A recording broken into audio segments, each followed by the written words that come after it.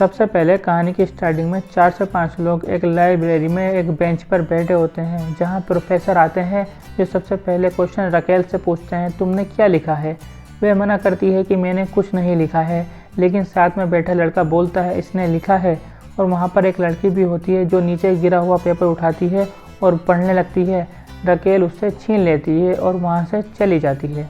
अब कहानी 4 साल पहले पहुंच जाती है, जिसमें वह बताती है कि वह एक छोटे से घर में रहती है जो बड़े से मेंशन के पास में है, और उस मेंशन में एक लड़का रहता है जिसका नाम है एरिस, और वह मेरा ऑब्सेशन है जिसके ऊपर वह नज़र रखती है, और उसकी सारी इन्फॉर्मेशन रकेल के पास होती है। अब वह अपने रूम में होती है तभी उसका वाईफाई काम करना बंद कर देता है और वह अपने वाईफाई की केबल देखने लगती है। अब वह विंडो पर पहुंचती है जहां वह देखती है नीचे एक एरिस का छोटा भाई बैठा होता है जो बोलता है वाईफाई का कनेक्शन इसी घर से आ रहा था और ये मेरे भाई एरिस ने मुझे बताया है। अब वह वहाँ से चला जाता है। रकेल उस बिल्डिंग के कमरे की ओर देखती है जहाँ एरिस रहता है। अब रात में रकेल सो रही होती है तभी उसे गाने की आवाज आती है और वे उठकर खिड़की पर जाती है जहां पर एक लड़का लैपटॉप में सॉन्ग्स सुन रहा होता है। रकेल पूछती है कहीं तुम मेरा वाईफाई तो यूज नहीं कर रहे हो। उस पर एरिस हाँ बोलता है। रकेल पूछती है वो भी मेरी बिना परमिशन के। एरिस बोलता है मेरा चल नहीं रहा था। रकेल बोलती है तुम बहुत बदतमीज हो। एरिस बोलता है तुम्हें बारे में सब पता है। उस पर एरिस बोलता है मैं भी तुम्हारे बारे में सब कुछ जानता हूँ और वो भी जानता हूँ जो नहीं जानना चाहिए। रकेल वह बोलती है मेरा वाईफाई यूज करना बंद करो। एरिस सॉन्ग्स बंद करता है और गुड नाइट विच बोलकर वहां से चला जाता है। अगले दिन रकेल अपने फ्रेंड योशी से स्कूल में मिलती है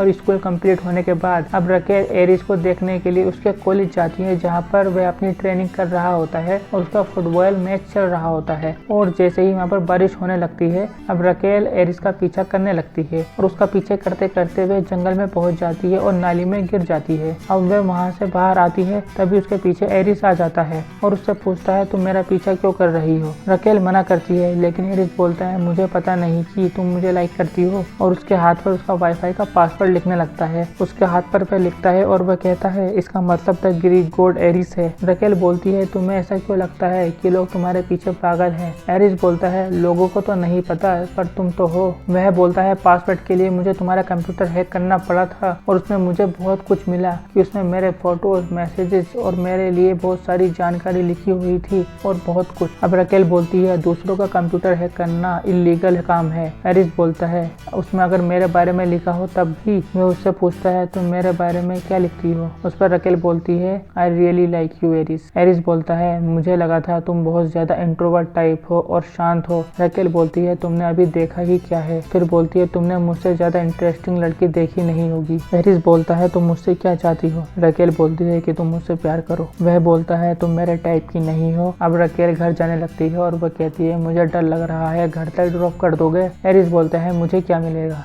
रकेल बोलती है क्या चाहिए तुम्हें। एरिस बोलता है जहाँ मैं किस करना चाहूँ वहाँ मुझे किस करने दोगी। वह बोलती है ये कुछ ज्यादा नहीं हो गया। एरिस बोलता है तो खुद ही चली जाओ अपने घर। रकेल किस करने के लिए हाँ कर देती है। अब एरिस उसको किस करने के लिए आगे बढ़ता है और रकेल भी आगे आती है, लेकिन एरिस पीछे हट जाता है और आगे बढ़ जाता है और रकेल हैरान रह जाती है। वे अपने घर पहुंच जाते हैं। एरिस वाईफाई के लिए थैंक्स बोलता है। एरिस रात में अपने घर की विंडो पर बैठा होता है और रकेल नीचे डाइनिंग टेबल पर बैठकर अपना खाना खा रही होती है और वीडियोस देख रही होती है। तभी उसकी मॉम आती है और बोलती है तुम उसे पसंद करती हो तो कभी डिनर के लिए लेकर के आओ। वह बोलती है वह हैंडल फैमिली से है और हम लोगों में जमीन आसमान का अंतर है और हम लोगों में कुछ भी कॉमन नहीं है। अब रकेल अपने रूम में लेटी होती है तभी एरिस विंडो से रूम में आता है और वाईफाई का प्लग लगाता है क्योंकि रकेल ने उसे निकाल दिया था। रकेल उससे कहती है किसी के विंडो से घर में चोरी करने पर मैं तुम्हें जेल में भी भिजवा सकती हूँ। एरिस बोलता है तुम ऐसा करोगी नहीं। लेकिन अब वह बोलता है प्लग क्यों निकाला था।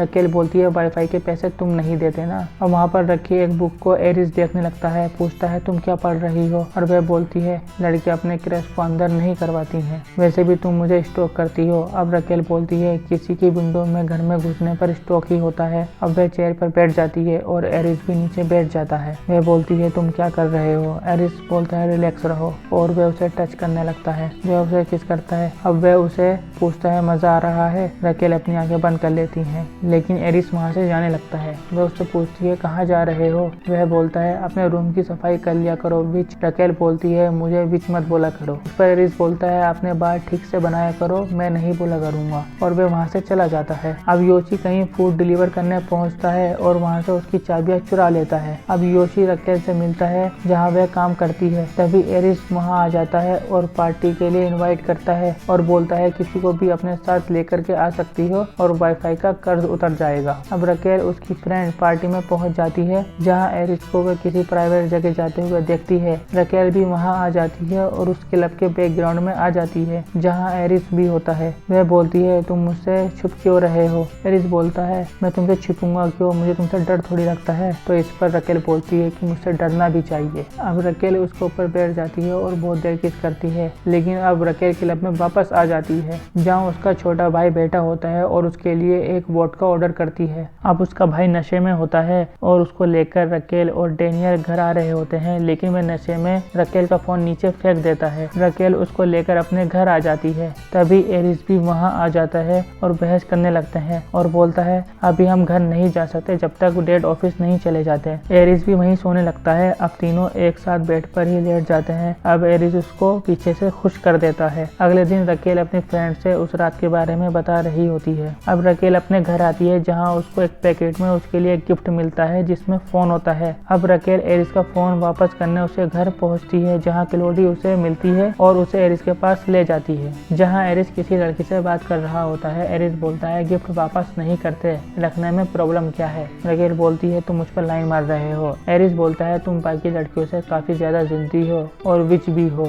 और उसके पास पहुंच जाता है। वह उससे पूछता है किस कर सकता हूँ। रकेल वापस आ जाती है लेकिन वापस भागकर उसकी गोद में जाकर बैठ जाती है और किस करने लगती है। अब वह करने से पहले पूछता है क्या तुमने इससे पहले किया है। इस पर रकेल बोलती है कभी नहीं, और बैंग बैंग शुरू हो जाता है। अब कुछ देर सांस होने के बाद एरिस उठ जाता है और सीधे गेम खेलने लगता है, लेकिन रकेल उससे बात करना चाहती है लेकिन वह बात नहीं करता। अब वह उस फोन को वहीं फेंक कर घर आ जाती है, लेकिन वह अपना नेकलेस भी वहीं छोड़ आती है और घर आकर अपनी बुक लिखने लगती है। अब एरिस उसको नेकलेस की फोटो भेजता है। रकेल उसको लेने आ जाती है। अब रकेल, उसके छोटे भाई और उसके सारे दोस्त एक स्विमिंग पूल के पास बैठे होते हैं और वो आपस में बात कर रहे होते हैं और वह लोग बाद में बात करने के पूल में कूद जाते हैं। एरिस रकेल को भी पूल में लेकर कूद जाता है। अब वह उसको उसका नेकलेस पूछती है और वह उसको लेकर अपने रूम में आ जाता है और रकेल के लिए वह दूसरे कपड़े लाता है और नेकलेस अपने हाथों से उसे पहनाता है और मैच पर ही शुरू हो जाते हैं। अब मॉर्निंग में उठकर एरिस वहाँ से जाना चाहता है लेकिन उसका भाई उसको रोक लेता है। अब वहाँ क्लोडी आती है और रकेल से बोलती है एरिस बाहर गया है और लेट आएगा, और वह बात एरिस ने ही उससे बताने के लिए कहा है। अब रकेल वहाँ से चली जाती है और एरिस भी रो रहा होता है और जिसका भाई उसे रोते हुए देख लेता है। अब कुछ दिन बाद रकेल और उसके दोस्त पार्टी कर रहे होते हैं जहाँ पार्टी में एरिस और उसका छोटा भाई भी आया हुआ होता है। पार्टी के बाद वे नहाने लगते हैं पूल में। रकेल योशी के साथ बैठी हुई होती है। उसी रात नशे में टुल रकेल अपने घर जा रही होती है जहाँ एरिस उसको देख लेता है और उसके पास आता है और उसे उसके घर ले जाता है। अब रकेल उसे वहीं रुका लेती है और कहानी सुनाने के लिए बोलती है क्योंकि वह नशे में होती है, और वो उससे पूछती है तुमने किसी से प्यार किया है। उस पर एरिस बोलता है हाँ लगता तो है। अगले दिन एरिस को उसके डैड और भाई कंपनी के बारे में लेक्चर दे रहे होते हैं क्योंकि एरिस के मार्क्स कम आते हैं और वो उससे कहते हैं तुम्हें बिजनेस संभालना है तो तुम्हें अच्छे मार्क्स लाने होंगे, और उससे बोलते हैं चाहे कितनी भी लड़की के साथ सो जाओ पर उस लड़की को भूल जाओ। अब एरिस रकेल से मिलने लाइब्रेरी जाता है और उससे सॉरी बोलता है। वह बोलता है मैं सब कुछ ठीक करना चाहता हूँ। एरिस बोलता है मैंने कभी ऐसा फील नहीं किया है और उसे सैटरडे नाइट के लिए ले जाने के लिए बोलता है और इस पर रकेल हाँ कर देती है। अब रकेल अपनी लाइब्रेरी में कुछ लिखने लगती है। अब सैटरडे वाली नाइट को एरिस रकेल को अपने ऑफिस की बिल्डिंग के टेरेस पर ले जाता है जहाँ उसने डेट अरेंज की होती है और रकेल बोलती है तुमने ये प्लान चेंज कब किया। एरिस बोलता है जैसे तुम लिखने में अच्छी हो ऐसे ही मैं सरप्राइज देने में अच्छा हूँ। वह पूछती है क्या मैं अच्छी राइटर हूँ। इस पर एरिस बोलता है जो लिखती हो उसे दुनिया को दिखाना चाहिए, और वह उसके डेट के बारे में बात करते हैं लेकिन वह टाल देती है और अब वह डिनर करने लगते हैं और एरिस बोलता है और जो तुम करना चाहोगी वो करेंगे। उस पर रकेल उससे पॉइंट पर जाने के लिए बोलती है और बैंग बैंग बैंग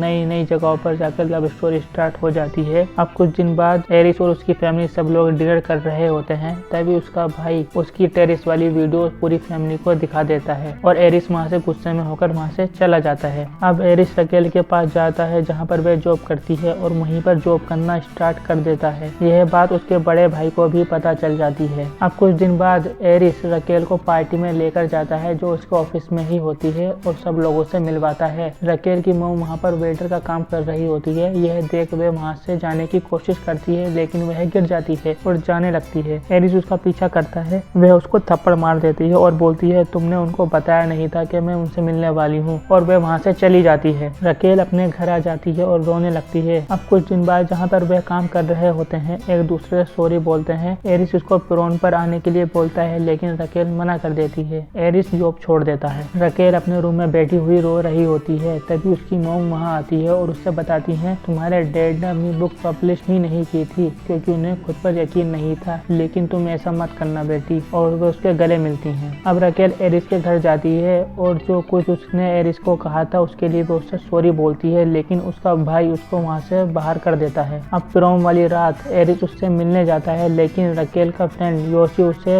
मिलने से रोक लेता है और स्विमिंग पूल के पास ले जाता है और योशी उसे मारने लगता है। एरिस पूल में गिर जाता है। एरिस को क्लोरीन से एलर्जी होती है। योशी रकेल के पास जाता है और उससे सब बात बता देता है। रकेल एरिस के पास जाती है और उसको पूल से निकाल लेती है। अब एरिस हॉस्पिटल में एडमिट हो जाता है। कुछ दिन बाद एरिस को होश आ जाता है। वह ठीक हो जाता है। रकेल और एरिस अब साथ होते हैं। अब एरिस पढ़ने के लिए स्टॉकहोम चला जाता है लेकिन जाने से पहले वह उससे बात बताता है कि उसका वाईफाई उसने जानबूझकर खराब किया था ताकि वह उससे मिल सके। अब कहानी प्रेजेंट में आ जाती है जहाँ रकेल अपनी ये स्टोरी पढ़कर सबको सुना रही होती है। अब लास्ट में एरिस वापस आ जाता है और वो बैंग बैंग शुरू हो जाता है।